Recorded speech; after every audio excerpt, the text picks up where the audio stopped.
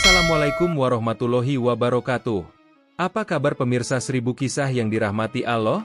Semoga Allah Subhanahu wa Ta'ala senantiasa melimpahkan rahmat dan karunia-Nya kepada kita semua. Amin ya Robbal Alamin.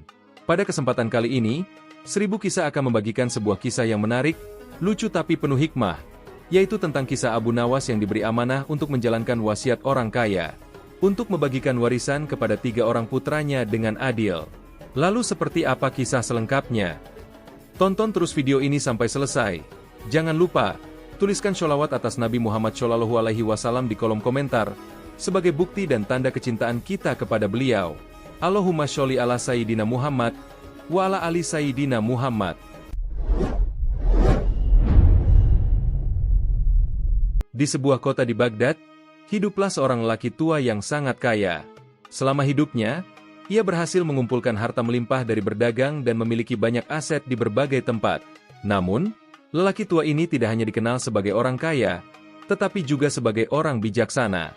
Ia selalu memperhatikan karakter anak-anaknya, 3 orang putra, dan menyadari bahwa mereka memiliki kepribadian yang berbeda. Sebelum wafat, lelaki tua itu memikirkan cara terbaik untuk membagi hartanya. Ia tidak ingin anak-anaknya saling berebut atau berbuat tidak adil. Maka ia menulis sebuah wasiat yang cukup unik. Aku meninggalkan seluruh hartaku kepada ketiga anakku. Namun, warisan ini hanya boleh dibagi oleh orang yang paling bijaksana di kota. Berikan mereka 3 koin emas sebagai ujian, dan pilih siapa yang paling pantas memimpin pembagian warisan. Setelah lelaki tua itu wafat, anak-anaknya segera membuka wasiat tersebut. Namun, begitu membaca isinya, mereka menjadi bingung. Apa maksud ayah mereka dengan memberikan 3 koin emas sebagai ujian? Dan siapa orang bijaksana yang dimaksud dalam wasiat? Setelah berdiskusi, mereka sepakat bahwa orang paling bijaksana di kota Baghdad adalah Abu Nawas. Abu Nawas terkenal dengan kecerdasannya, kelicikannya yang jenaka, serta keadilannya dalam menyelesaikan masalah. Mereka pun berangkat ke rumah Abu Nawas, membawa wasiat dan 3 koin emas seperti yang tertulis. Sesampainya di rumah Abu Nawas, mereka menceritakan maksud kedatangan mereka. "Wahai Abu Nawas," kata anak sulung, "ayah kami meninggalkan wasiat yang aneh. Ia meminta kami menyerahkan 3 koin emas ini kepada orang bijaksana untuk menguji siapa di antara kami yang paling layak menerima warisan. Kami yakin, engkaulah orang bijaksana itu." Abu Nawas mendengarkan dengan saksama. Ia tersenyum kecil, menyadari tantangan yang diberikan almarhum kepada anak-anaknya. "Baiklah," kata Abu Nawas, "aku menerima permintaan ini. Namun, aku akan memberikan ujian kepada kalian. Kalian harus menggunakan 1 koin emas masing-masing untuk membeli sesuatu yang bisa memenuhi ruangan ini. Siapapun yang berhasil memenuhi ruangan dengan cara terbaik, dialah yang akan memenangkan ujian ini." Mendengar tugas itu, ketiga anak saling pandang. Mereka merasa tugas ini tidaklah mudah. Bagaimana mungkin 1 koin emas bisa digunakan untuk memenuhi ruangan yang besar? Namun, mereka tidak ingin mengecewakan Abu Nawas. "Baiklah," kata anak-anak itu serentak, "kami akan melaksanakan ujian ini." Abu Nawas memberikan waktu hingga matahari terbenam. Ketiganya segera bergegas mencari ide. Anak pertama, anak sulung adalah orang yang praktis. Ia berpikir keras tentang bagaimana memenuhi ruangan dengan biaya yang murah. Ia segera pergi ke pasar dan melihat tumpukan jerami yang dijual dengan harga murah. "Ini dia," katanya dalam hati. "Jerami sangat ringan dan bisa mengisi banyak ruang. Dengan 1 koin emas, aku bisa membeli jerami yang cukup untuk memenuhi ruangan itu." Ia membeli jerami dalam jumlah besar dan mengupah beberapa orang untuk membawanya ke rumah Abu Nawas. Setelah jerami itu sampai, ia mulai menumpuknya di ruangan. Ketika Abu Nawas memeriksa, ruangan memang terlihat hampir penuh. Namun, ia masih melihat banyak celah di antara tumpukan jerami itu. Abu Nawas berkata, "Usahamu bagus, tapi ruangan ini belum sepenuhnya terisi. Masih ada ruang kosong." Anak sulung hanya bisa mengangguk kecewa. Anak kedua berpikir bahwa jerami bukan pilihan yang tepat. Ia ingin mencari sesuatu yang lebih ringan dan lebih mudah mengisi ruang.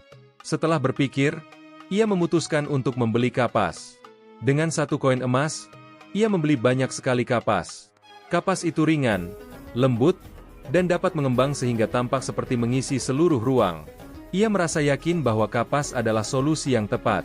Setelah tiba di rumah Abu Nawas, anak kedua mulai menyebarkan kapas di dalam ruangan. Kali ini, Ruangan terlihat lebih penuh daripada sebelumnya. Namun, Abu Nawas masih menemukan celah kecil di antara tumpukan kapas. "Kau telah mencoba dengan baik," kata Abu Nawas, "tapi ruangan ini tetap tidak benar-benar penuh. Masih ada ruang yang belum terisi." Anak kedua merasa kecewa, tapi ia tidak bisa membantah.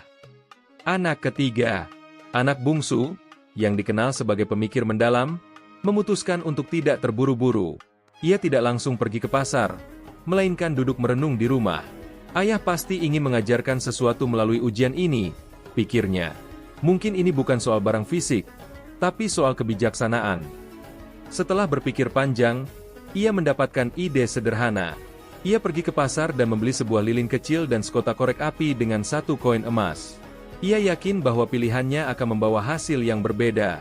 Ketika tiba gilirannya, anak bungsu meminta Abu Nawas untuk memadamkan semua lampu di ruangan.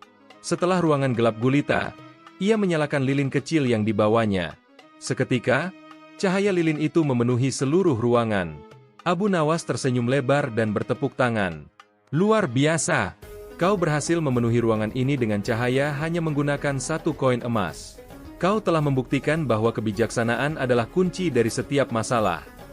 Abu Nawas lalu mengumpulkan ketiga anak itu dan berkata, "Dari ujian ini, terbukti bahwa anak bungsu memiliki kebijaksanaan yang luar biasa.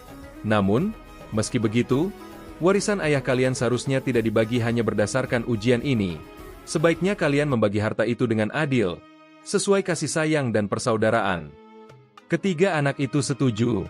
Mereka mengakui kebijaksanaan Abu Nawas dan berterima kasih atas pelajaran yang diberikan. Harta ayah mereka pun dibagi dengan cara yang adil. Pelajaran dari kisah ini: 1. Kreativitas dalam berpikir. Lilin kecil mengajarkan bahwa masalah yang tampaknya sulit dapat diatasi dengan cara berpikir di luar kebiasaan. 2. Kebijaksanaan melebihi materi. Tidak semua masalah harus diselesaikan dengan cara fisik. Kadang, pemahaman yang mendalam lebih penting. 3. Keadilan dan kekeluargaan. Meski ada pemenang dalam ujian, Abu Nawas tetap menekankan pentingnya nilai persaudaraan dan keadilan dalam pembagian harta. Kisah ini menyebar ke seluruh kota Baghdad dan menjadi contoh betapa cerdasnya Abu Nawas dalam mengajarkan kebijaksanaan melalui cara yang lucu dan bermakna. Pemirsa 1000 kisah yang dirahmati Allah, terima kasih sudah menonton video ini. Jangan lupa bantu dukung channel ini dengan like, subscribe dan share video ini supaya channel ini bisa berkembang dan bermanfaat untuk banyak orang. Wassalamualaikum warahmatullahi wabarakatuh.